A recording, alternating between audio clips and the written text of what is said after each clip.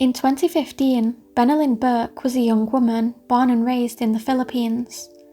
But after joining a dating website that year, she would meet the man who would soon become her husband. His name was Lexington Burke, and he was a UK landlord, 40 years her senior. The pair wed in the Filipino province of Samar in July of 2018, and their daughter Jellica was born the following month. In 2019, Bennylyn and her daughter moved to the UK to join Lexington, arriving on August the 20th, Jellica's first birthday. Unfortunately, the marriage was not a happy one, with Bennylyn accusing Lexington of domestic violence. They decided to part ways, leaving Bennylyn a vulnerable single parent many miles from home, with no support network of family or friends around her. Following on from her divorce in November of 2020, the now 25-year-old Bennylyn moved out of the home that she once shared with her husband. The young mother and daughter now moved into a flat of their own in Bristol, Somerset. Bennylyn didn't want her daughter to grow up without a father figure in her life, and was keen to provide a sense of stability for her. Due to this, she had been in search of a new partner. She had been active on multiple dating platforms, but it had been one in particular, named Filipino Cupid, in which she would stumble upon a 50-year-old man named Andrew Innes. Though Bennylyn's sister Sheila remained in the Philippines, the two remained close and were in constant contact via video call. It had now been 18 months since Bennylyn's move to the UK, and she confided every detail of her new life with her sister. This also included news of her new beau, who she had been speaking to for the past few weeks. On Thursday the 18th of February 2021, the sisters were video chatting once again, but this time was different. Instead of her usual setting from the comfort of her home, Bennylyn was sat in the passenger seat of a car en route to Scotland with her 2-year-old daughter Jellica. The man driving was none other than Andrew Innes. Andrew was taking the mother and daughter duo from Bristol to his home in Dundee for the weekend, a 440-mile drive.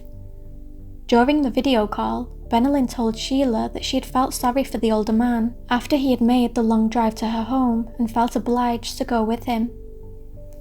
During the call, Sheila got a glimpse of the stranger and greeted him with, "Hello, sir."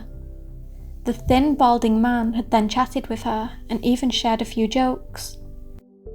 Little did Bennylyn or her sister know was that this odd but charming man had deliberately targeted and groomed the young woman with sinister intentions in mind. After being left by his wife, whom he had lived with in Japan, he was deported back to the UK in 2019. From then on, he had joined over 30 dating sites, and whilst this wasn't cause for immediate concern, police would soon discover something that was. A spreadsheet he had compiled using data harvested from the profiles of young, impressionable women from the sites. He had graded them according to certain characteristics, including age, height, weight, and whether or not they had children. His most sought-after profiles were the single mothers in their 20s with young children at home. Children were the utmost importance to him because it wasn't their mothers that he was interested in. In Bennylyn's case, Andrew was attracted to her toddler daughter, Jellica. Once the trio arrived in Dundee, they had visited touristic sites and landmarks, but it was clear that Bennylyn had every intention to return home shortly, as she had not packed any overnight belongings for herself or her daughter. The following day would be the final time that Sheila would ever hear from her sister. After this, she would no longer receive replies from Bennylyn, and her calls would go unanswered. By the following Monday, she would receive a text, but it was not from her sister as expected. Instead, it was from the man who she had last been seen with, Andrew Innes. The text was strange and spoke of how Bennylyn had run off with another man to Glasgow.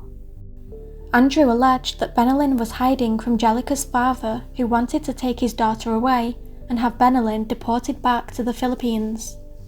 Sensing something was wrong, Sheila pleaded with Andrew to put her in touch with her sister, but he refused, reassuring her that Bennylyn was safe and she would be in contact once she was ready. Meanwhile, Andrew's internet searches grew dark as he googled chloroform and storage under the floor. Sheila refused to give up and wasn't willing to accept Andrew's version of events.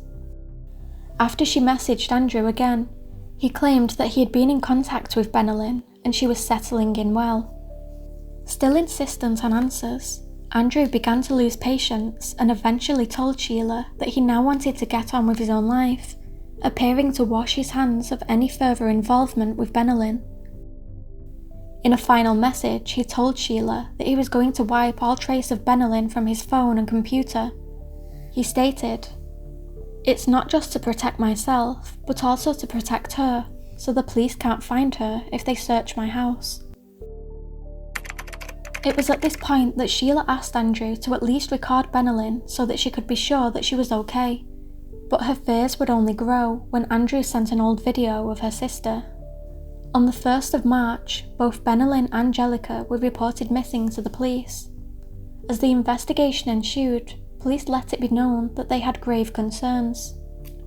In a bid to raise awareness to her sister's case, Sheila partook in a televised interview where she spoke of a premonition that her brother had had, stating, "Our older brother had a dream. He was looking at photos of Bennylyn and Jellica. He saw some faces clearly, but others were blurred. That was when we felt that something was wrong." Officers soon tracked down Andrew Innes, with police arriving to his residence on the afternoon of Friday the 5th of March. Upon being confronted by officers, Andrew admitted that he had brought Bennylyn and Jellica to Dundee, but sticking to the story that he told Sheila, claimed that they were now in Glasgow. Officers asked if they could have a look around the property, but Andrew refused, stating that his daughter was in the bath. Peering past Andrew's shoulder, they would catch a sight of a little girl who stood petrified and fully clothed. The officers entered the property to be met with a scene of chaos. The kitchen area had been completely ripped out, and pots and pans lay strewn around the stairs in the hallway. With a bad gut feeling, officers pulled the child aside and were shocked when she told them that she was not Andrew Innes' daughter. In fact, Andrew had kept her imprisoned in his home and had been abusing her. At first, officers believed the little girl to be Jellica. They immediately turned to Andrew and asked what he had done to Bennylyn. Realising that there was no way out of the mess that he had created, he calmly replied, "I killed her. She's under the floor. We got into a fight and I killed her." Andrew had dug below 4 feet of concrete in his kitchen and then dumped the young woman's body. Standing at just 4 feet 6 inches tall, Bennylyn had stood no chance against her killer. It would take a specialised team 2 weeks to finally recover 2 bags from underneath the floor. One had the badly decayed body of Bennylyn Burke, having suffered a brutal blow to the head with a hammer before being stabbed with a sword. In the second bag was the brutalised body of her baby daughter, Jellica. The disturbing truth yet to be revealed. After a post-mortem examination, it surfaced that Jellica had been kept alive for up to 3 days after her mother's death. She had suffered a vicious sexual assault before being strangled to death. Andrew Innes was immediately placed under arrest. His demeanour was noted as being cold and remorseless. When the murder trial commenced in February of 2023, Bennylyn's loved ones flew to the UK from the Philippines to attend the trial. Andrew would take to the stand in his own defence, entering into a long, bizarre ramble of dragons, self-pity, and graphic talk of his crimes. He attempted to justify the murders by claiming that Bennylyn reminded him of his ex-wife, and this is what made him snap. To worsen his situation, he casually went on to state that the child found in his home by police would also have become another murder victim if police hadn't have intervened. The final nail in his coffin would come when the jury was shown CCTV footage from inside a B&Q store where Andrew could be seen purchasing a hammer on the day of Bennylyn's murder. After being found guilty by the jury, the judge deemed this to be amongst the very worst of crimes he had ever come across. Andrew was sentenced to a minimum of 36 years behind bars before he is eligible for parole. It's likely that he will die in prison. Bennylyn's family issued a statement that they will be forever haunted by their loss. They want it to be remembered that Bennylyn came to the UK in search of a better life for her young daughter.